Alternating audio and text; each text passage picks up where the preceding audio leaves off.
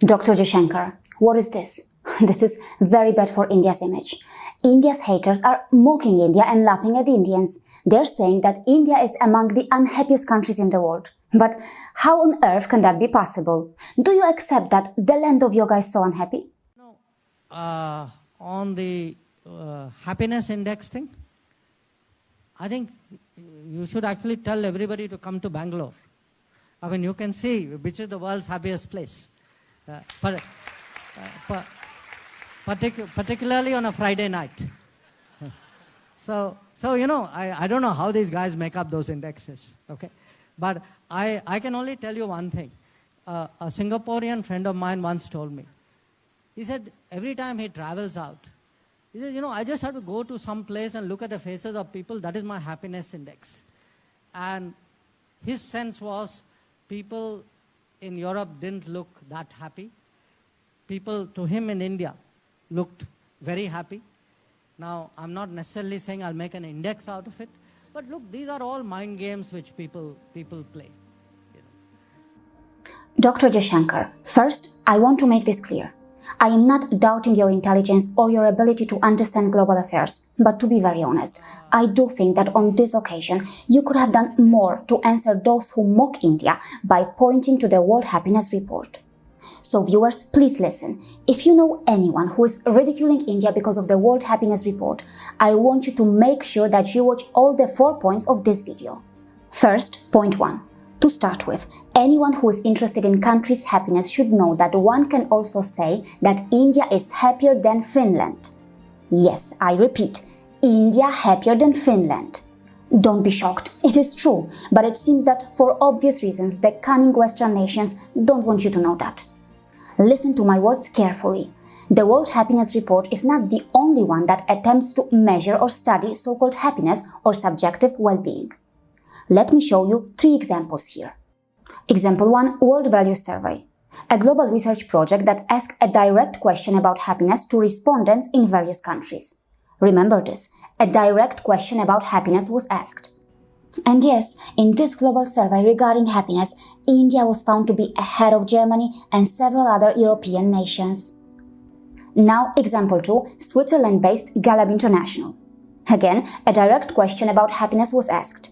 Remember, asking a direct question about happiness in a survey is very important for any study that attempts to measure happiness. It turned out that Indians are happier than people in Pakistan, Germany, and even Finland. Yes, Indians happier than people in Finland. Just take a look. You can do the cross-country comparison yourself. Now, the third example, Ipsos Global Happiness Survey. Here, India ranks 4th in happiness among 32 countries as a massive 84% of urban Indians said that they are happy. Yes, it was observed that India is among the top happiest markets with at least 8 in 10 urban Indians claiming to be happy. So here the samples taken from India were more urban, more educated and/or more affluent than the general population. This was published on March 20th, 2023, but did this news reach you too? Keep in mind, this survey also asked a direct question about happiness. Read that here. Point 2. Now, you may be wondering, when other surveys have shown that Indians are among the happiest people in the world, how come India's rank is so low in the World Happiness Report? Well, the answer to that might shock you. The reason is that the World Happiness Report's rankings are based only on a single question, and the cruel irony is that it is not even a direct question about happiness. Yes, please read the question carefully. The question is about self-evaluation in relation to the best possible life for you and the worst possible life for you. It is not a direct question about happiness. Yes, it is a shame that words like happy or happiness are not even used in the question that decides the country's rankings in the so-called World Happiness Report. This seems extremely misleading. Pay close attention to the words in this question. Don't forget that the meaning of the best possible life and the worst possible life can be different for different people. For example, for a successful Pakistani terrorist, for a Norwegian pedophile, for an alcoholic in Finland, or for an American gunman, the meaning of the best possible life and the worst possible life can be very different than what these words would mean to a hard-working Indian student or entrepreneur with sky-high ambition.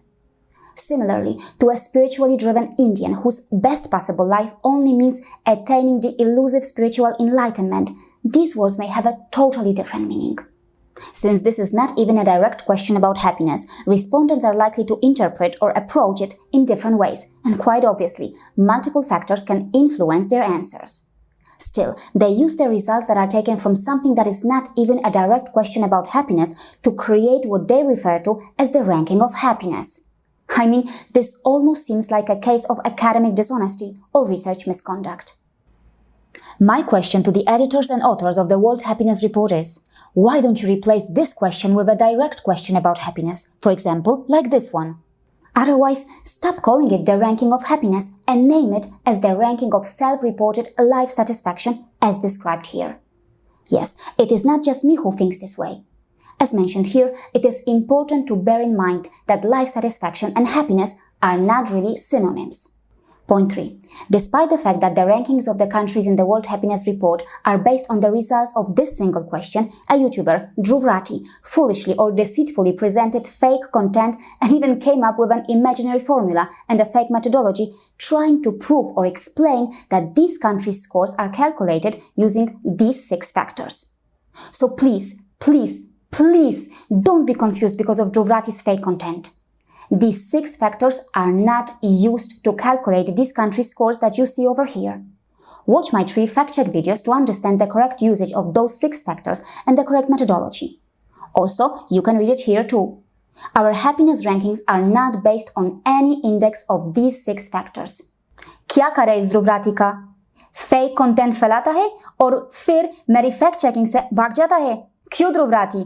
मेरा हिंदी समझ में आया ना? Point 4. Despite the World Happiness Report's questionable methodology and its misleading nature, around the world, many people use these rankings to claim that their nation is happier than others. But why do many in the former colonial criminal states seem so focused on selectively picking and popularizing this particular report while ignoring the reports in which their country's unhappiness is exposed? Let's try to understand this. First, colonial criminal states looted others and declared themselves as rich. Now, popularizing one report whose methodology is suitable to them helps them claim that they are not just rich, but they are also happy. Which essentially means, look, we are happier than you and we are richer than you, and that is why we are in a better position to teach you how to live life. Yes, in a position to even teach the land of yoga the meaning of happiness and how to be happy. And don't forget how the rankings of the World Happiness Report are exploited is just one trick out of many that these Western nations or colonial criminal states use to improve their brand value and maintain their cunningly projected fake reputation. And yes, that's why these global surveys, which have already shown that Indians are happier than people in some of the richest and most developed nations, are frequently ignored. Of course, Indians have been chanting Loka Samasta Sukhino Bhavantu for ages, but for the greed-driven colonial criminal states, happiness of others was never their priority, and it will never be. Their priority seems to be the continuation of the Western leadership of the world, something that clearly reflects in the way how the United Nations functions. Are Indians happy about that? See you again.